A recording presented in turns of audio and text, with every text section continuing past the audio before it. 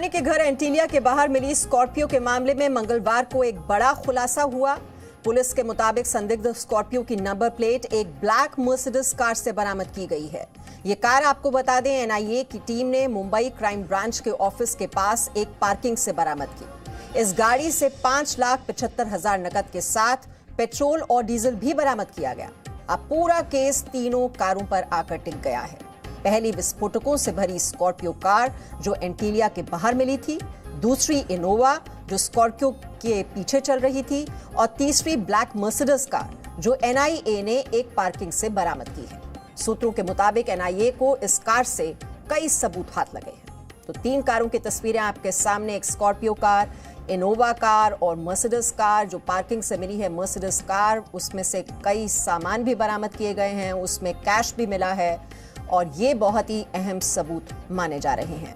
सूत्रों के मुताबिक जो शख्स 25 फरवरी को पीपी किट पहने दिखाई दे रहा है, वो पीपी किट नहीं बल्कि ढीला ढाला कुर्ता पायजामा पहना हुआ था। संदिग्ध शख्स ने जांच एजेंसियों को भटकाने के लिए ऐसा किया था। इसके साथ ही संदिग्ध शख्स ने चेहरा छुपाने के लिए मुंह पर बकायदा बड़ा वाला मास्क पहना हुआ था ताकि सिर्फ आंखों के अलावा पूरा चेहरा ढका रहे। संदिग्ध शख्स का मानना था कि अगर वो पीपी किट में बाहर निकलेगा तो किसी न किसी की नजर में जरूर आ जाएगा।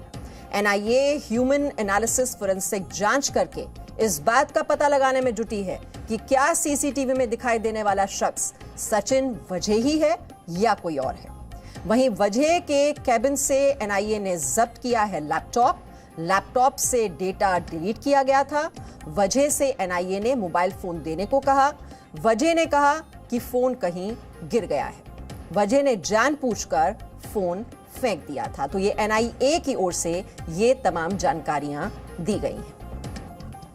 एनआईए ने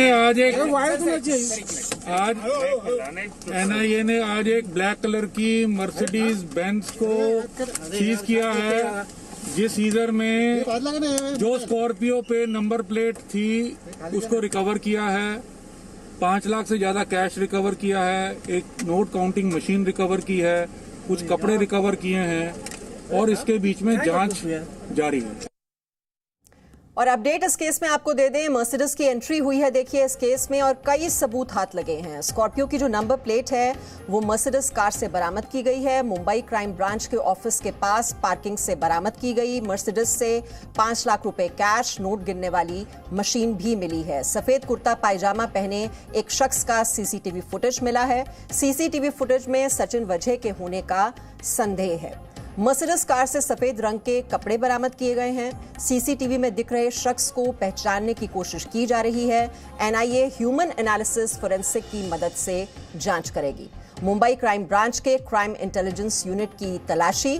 वजह के कैबिन से आपको बता दें मोबाइल, लैपटॉप और कागजात जब्त किए गए हैं। आईपैड और फोन से डिलीट कर दिया गया डेटा, उसको रिकवर किया जा रहा है। सीआईयू ने वजह की सोसाइटी से सीसीटीवी का हार्ड डिस्क जब्त किया है। एनआईए ने अब तक मुंबई पुलिस के 7 लोगों से पूछताछ की है। 25 फरवरी को स्कॉर्पियो कार जो जिलेटिन छड़ों से भरी हुई थी, उस पूरे मामले की जांच कर रही एनआईए की जांच का दायरा दूसरे एपीआई जो खुद क्राइम ब्रांच से आते हैं, रियाज उद्दीन उनका नाम है, रियाज काजी उनको कहा जाता है, उनके इर्द गिर्द फैलता जा रहा है। और उसकी मुख्य वजह यह है कि 25 फरवरी के इंसिडेंट के ठीक 2 दिन के बाद एपीआई रियाज काजी खुद एक लेटर लिखते हैं आरोपी जो एपीआई हैं सचिन वजह, उनकी सोसाइटी को, जो कि मुंबई में नहीं है, ठाणे जिले में है, जो कि यहाँ से काफ़ी दूर है। और वहाँ पर उनकी सोसाइटी के मेंबर्स को लिख के कहा जाता है कि सोसाइटी के जितने भी सीसीटीवी हैं वो क्राइम ब्रांच को सुपुर्द किए जाएं, क्योंकि ये एंटीलिया के बाहर जो जिलेटिन से भरी कार छोड़ी गई है उस पूरे मामले की जांच में इसको इस्तेमाल किया जाएगा। अब एनआईए ये जानने की कोशिश कर रही है कि 2 अलग अलग चीज़ों का मिलाप हो कहाँ रहा है। आखिर ऐसी क्या ज़रूरत आ गई कि एपीआई रियाज काजी को सचिन वजह की सोसाइटी के जो सीसीटीवी हैं उनको खंगालना पड़ा, उनको अपनी जांच के दायरे में लाना पड़ा। जाहिर तौर पर शक इस बात का भी है कि क्या सचिन वजह और एपीआई रियाज काजी मिलकर कुछ ऐसा था उन सीसीटीवी में जिसको सबूत के तौर पे नहीं चाहते हैं कि वो दुनिया के सामने आए, और क्या उनको नष्ट कर दिया गया है। और अंकुर त्यागी जिनकी रिपोर्ट आपने अभी अभी देखी वो इस वक्त हमारे साथ जुड़े हुए हैं। लेकिन अंकुर, अभी भी बहुत ही उलझा हुआ है मामला। ये 3 कारें सामने आई हैं, उनमें से भी सामान बरामद किया गया है। बहुत ही कई अहम चौंकाने वाली जानकारियां भी मिल रही हैं, कुछ सबूत भी मिले हैं, लेकिन अभी भी मिस्ट्री अनसुलझी है। मीमांसा जी, इसका जो आपने बताया कि बहुत कुछ ऐसा है जो अभी तक क्लियर नहीं हो पाया, इसके 2 पहलू मैं आपको समझाता हूं। पहला पहलू है कि क्या सिर्फ जो सचिन वजी को गिरफ्तार किया गया है ये काफ़ी है? इतना बड़ा चीज़ हो जाती है, एक जिलेटिन से भरी छड़ों को की एक पूरी गाड़ी पार्क कर दी जाती है, उसके अंदर एक व्यक्ति है जिसकी मौत हो जाती है संदिग्ध परिस्थितियों में। तो क्या सिर्फ सचिन वजह इस पूरे के पूरे के जो पूरा हुआ है उसका किरदार है? जाहिर तौर पर नहीं। एनआईए अब इस नहीं की ही तलाश कर रही है कि इसके अंतर्गत और कौन कौन पुलिस अधिकारी हैं, चाहे वो क्राइम ब्रांच के हों, चाहे वो मुंबई पुलिस के दूसरे जो डिपार्टमेंट हैं उनसे जुड़े हुए हों। क्या वो बड़े अधिकारी भी हैं जो इस पूरे के पूरे जो मामला हो रहा था उसकी जानकारी रखते थे, या उनकी जानकारी के बिना ये सब हुआ? तो एक लंबा ये केस है और इसके अंदर बहुत सारे ऐसे पहलू हैं जिनको इस वक्त एनआईए अपनी जांच में खंगाल रही है। दूसरा, 3 इस मामले में होते हैं। मनसुख की कार का चोरी होना, उस कार का जिलेटिन की छड़ों के साथ अंबानी के घर के ठीक बाहर पाया जाना, और उसके बाद मनसुख का सुसाइड। ये 3 अलग अलग मामले हैं। फिलहाल जो एनआईए है वो जिलेटिन से भरी जो छड़ों जो कार है उसके पूरे के पूरे मामले की जांच कर रही है। लेकिन जो दूसरा मामला है मनसुख की जिन संदिग्ध परिस्थितियों में मौत हुई है उस मामले की जांच फिलहाल महाराष्ट्र एटीएस कर रही है। लेकिन अगर जिस तरीके से एक सेक्शन होता है, सेक्शन 8 जो एनआईए एक्ट है 2008, उसके मुताबिक एनआईए जिस भी मामले की जांच कर रही है उससे जुड़ने वाला कोई भी दूसरा मामला उसकी जांच भी एनआईए कर सकती है। और जिस तरीके से ये जो कड़ियां आपस में मिल रही हैं, कार का गायब हो जाना, उसके बाद उस कार का जिलेटिन की छड़ों के साथ पाया जाना, एक मर्सिडीज कार का इसके अंदर इन्वॉल्वमेंट होना, उसके अंदर स्कॉर्पियो कार का जो नंबर प्लेट है वो पाया जाना, कैश 5 लाख का कैश गिनने वाली मशीन, ये तमाम जो चीजें जुड़ रही हैं। अब उसके बाद अगला जो पड़ाव है एनआईए का, ये हो सकता है कि वो मनसुख की जो मौत हुई है संदिग्ध परिस्थितियों में, इस मामले की भी जांच शुरू कर दे। जी, तो अंकुर, यानी कि सचिन वजे की इन्वॉल्वमेंट तो पता चल रही है, लेकिन उसके पीछे वो क्या सिर्फ एक मोहरा है? क्या एक बहुत बड़ी राजनीतिक साजिश उसके पीछे हो सकती है? कौन कौन लोग उससे कनेक्टेड हैं? अब इसकी तह तक जाने की कोशिश की जा रही है। बिल्कुल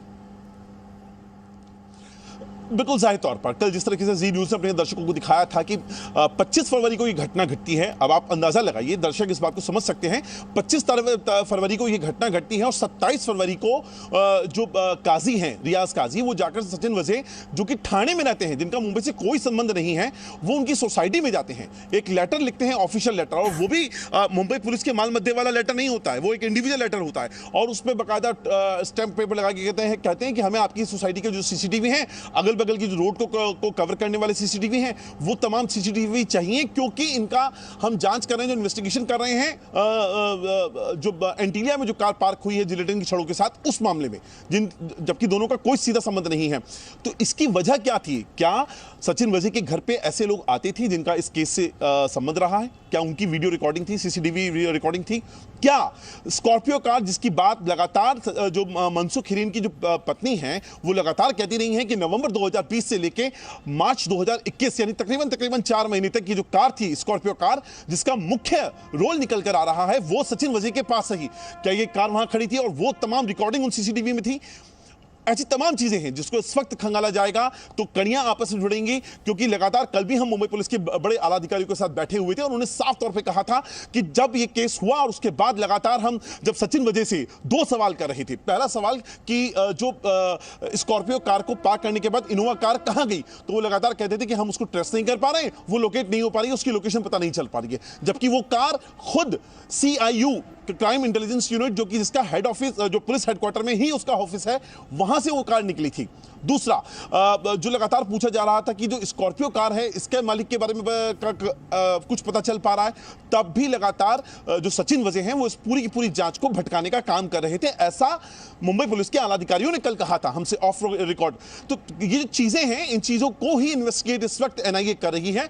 दूसरा केस इस वक्त महाराष्ट्र एटीएस कर रही है, लेकिन इस बात की बहुत प्रबल संभावनाएं हैं कि मनसुख हिरेन के जो संदिग्ध परिस्थितियों में मौत हुई है, उस मामले में भी एनआईए जल्द ही अपनी कार्रवाई कर सकती है।